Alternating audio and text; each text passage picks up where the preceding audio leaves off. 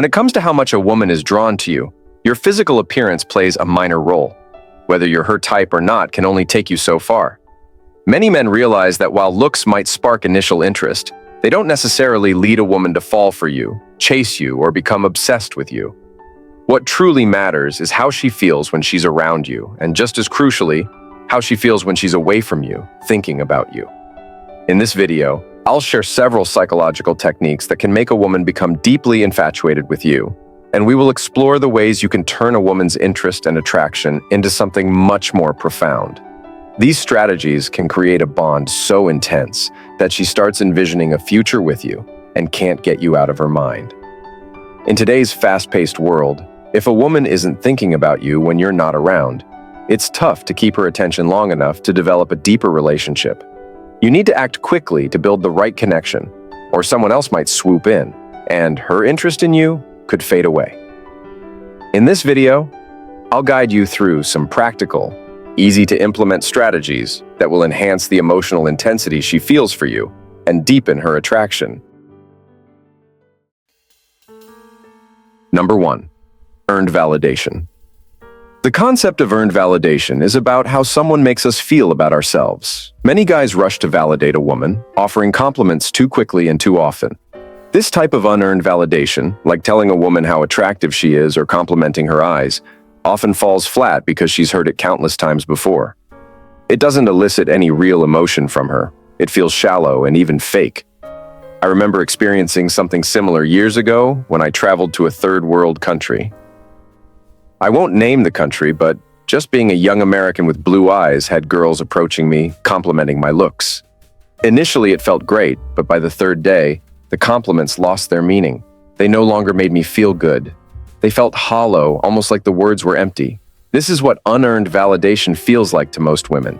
It doesn't resonate because she hasn't had to put in any effort to receive it. On the other hand, when a woman feels like she has to earn your approval, the validation becomes much more meaningful to her. So, what do I mean by earned validation?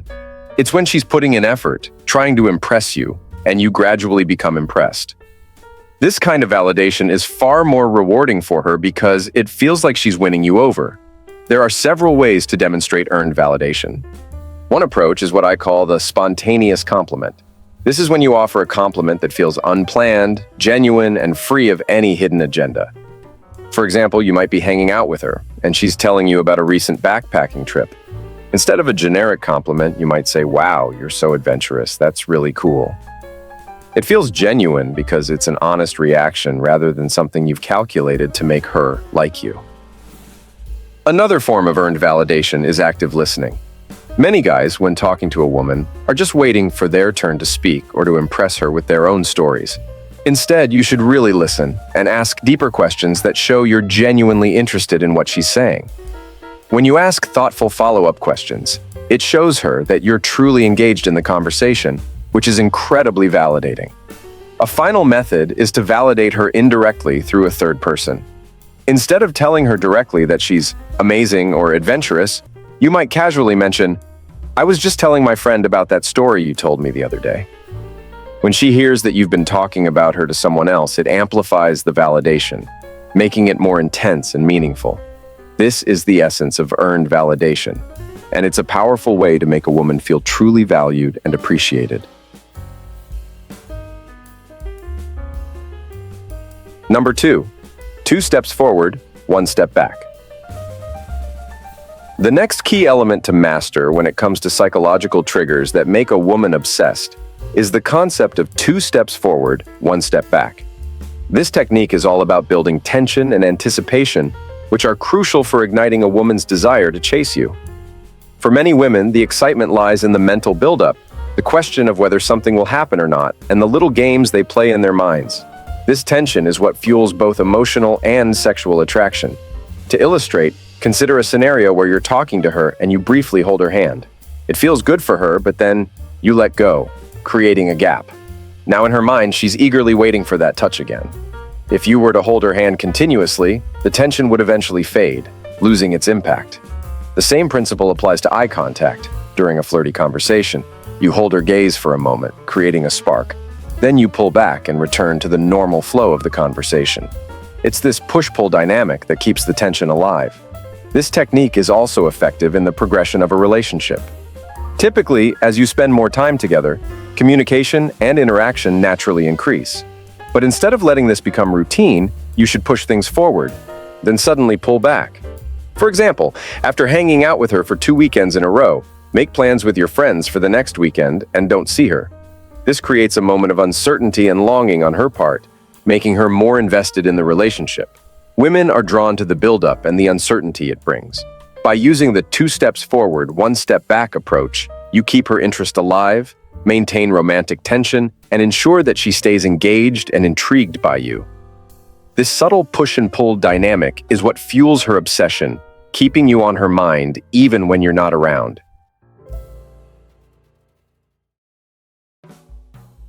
Number 3. Cool vulnerability. The next powerful trigger to explore is something I refer to as cool vulnerability. This approach involves being open and revealing aspects of yourself in a way that humanizes you, but with an attractive and entertaining twist.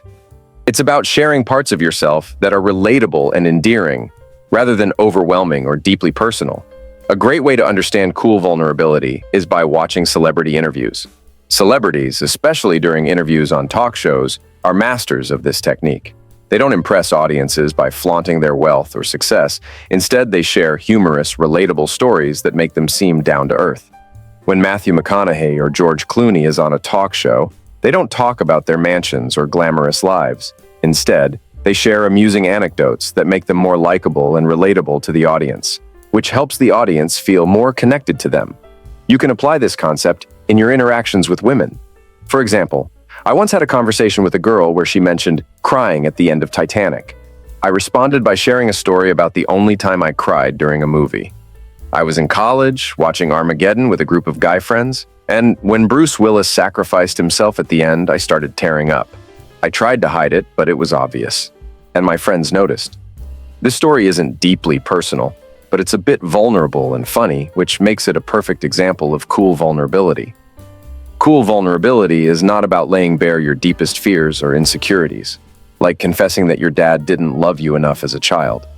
Instead, it's about sharing small, slightly embarrassing moments that make you more relatable and show that you're comfortable enough to open up, but in a way that keeps the interaction light and enjoyable. If you want to master this technique, just observe how celebrities handle themselves in interviews. They're coached to use cool vulnerability because it works. It's a key strategy in making audiences fall in love with them. Another crucial aspect of building attraction is being a good audience. When you're interacting with a woman, don't get lost in your own head, thinking about what you want to say next or how you can impress her. Instead, focus on being present and genuinely interested in what she's saying. People love being around someone who's a good audience, someone who is engaged, responsive, and appreciative of what they're sharing. Think about humor as an example. While we all enjoy being around funny people, it feels great to be around someone who laughs at your jokes and is eagerly waiting for your next funny remark. The same principle applies in conversations with women. If she's telling a story, don't sit there stoically, waiting for your turn to speak. Be an active listener. Smile, laugh, and react in a way that shows you're fully engaged. If she's sharing something serious, adjust your demeanor accordingly and listen with empathy. Being a good audience is a simple yet effective way to build connections and make her feel good around you. Too many guys miss out on this because they're too focused on what they're going to say next, rather than truly listening and responding to what's being shared. Number 4. Partners in crime. Another effective technique in creating a deep connection with a woman is what I call partners in crime. This approach is all about establishing a unique bond through shared experiences and inside jokes that are exclusive to the two of you. When you create these special moments, it makes the relationship feel more intimate and unique, setting you apart from other men she might encounter. A classic example of this can be found in the early seasons of The Office, particularly between the characters Jim and Pam. Before they were officially together, they had countless inside jokes and shared moments that only they understood, creating a partners in crime dynamic that made their connection so compelling. In real life, I remember a girl I was spending time with who had a particular dislike for the word literally. Whenever someone used the word in conversation, I would subtly give her a look, and she'd have to stifle a laugh. Sometimes, if I was talking to someone who had just used the word, I'd start overusing literally on purpose just to make her laugh. These little moments created a sense of conspiracy between us, an inside joke that bonded us closer together. Another way to foster this partners in crime feeling is by engaging in small, playful adventures that are slightly outside her comfort zone. For example, imagine driving past a big mansion that's hosting an open house. You suggest, "Let's go inside and pretend we're a rich French couple looking to buy the place." The two of you then put on accents and ask the realtor ridiculous questions about the house, all while trying to keep a straight face. It's a fun, harmless game that the two of you share, creating a memory that's unique to your relationship. These partners in crime experiences help to build a bond that goes beyond mere attraction. While she might meet other men who are more attractive or funnier than you, the combination of these shared experiences, inside jokes, and unique memories makes it much harder for her to replace the connection you've built. The more you incorporate these elements into your relationship, the more likely she is to become truly obsessed with you, to chase you, and to fall in love with you. Number 5, intimacy. The next one is just a simple one, and it's revealing intimate things. This is something that you want to do with her.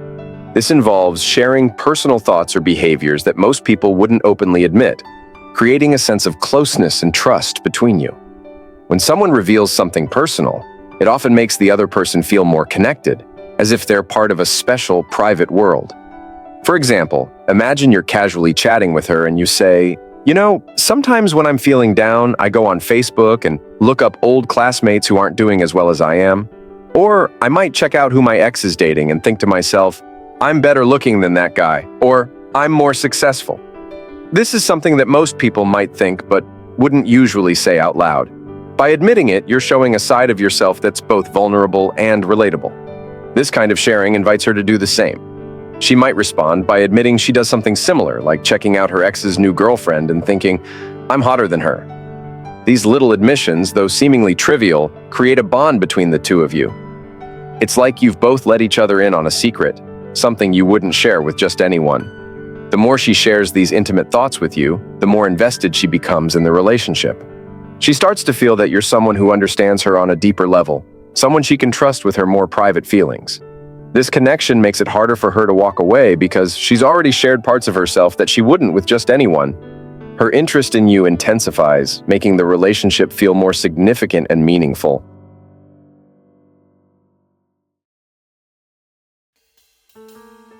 Number 6, dissonance. Let's dive into the final concept, which is known as dissonance. This technique is incredibly potent, but it's also the one approach on this list that, if misused, could easily cross the line into manipulation. That's not what we're aiming for here. In fact, my method, the scrambler, is heavily influenced by the principle of dissonance, but it emphasizes applying this idea in a way that's ethical and effective. Dissonance occurs when someone experiences two conflicting ideas simultaneously. For example, if you've ever found yourself fixated on a woman, it's likely because she's sending mixed signals. She might express interest by talking about a future together, like mentioning plans to attend her sister's wedding with you in 6 months. But then she frequently cancels plans. This contradiction creates mental tension because our brains crave resolution and clarity, and when we don't get it, it can drive us to become even more invested in the situation. Note: the key is to ensure that there's already some level of emotional investment from her before you start playing with dissonance. If you try to create this tension too early, before she's even interested, she might not even notice or care. Many guys make the mistake of thinking that playing hard to get is a one-size-fits-all solution, but it's really only effective when a woman is already engaged and thinking about you. Once you have her attention and she's begun to invest emotionally, that's when introducing a little dissonance can spark a strong desire in her. This is when you find her blowing up your phone, initiating plans, and talking about the future in a way that aligns with her actions, unlike the girl who talks about the future but never actually follows through. It's important to remember that transitioning from dating to a relationship isn't inherently difficult. Women enter relationships every day. If you think that women only go for the super rich or exceptionally attractive men, take a look around. Many of the most beautiful women end up with average-looking guys who aren't millionaires. What sets these men apart is their ability to create the right emotional experiences, like using dissonance effectively, that make a woman want to leave the dating pool for good. If you found this information useful, hit subscribe, leave a comment, and let me know what you'd like me to cover in the next video. Thanks for watching. Until next time, this is Stoic Approach to Life.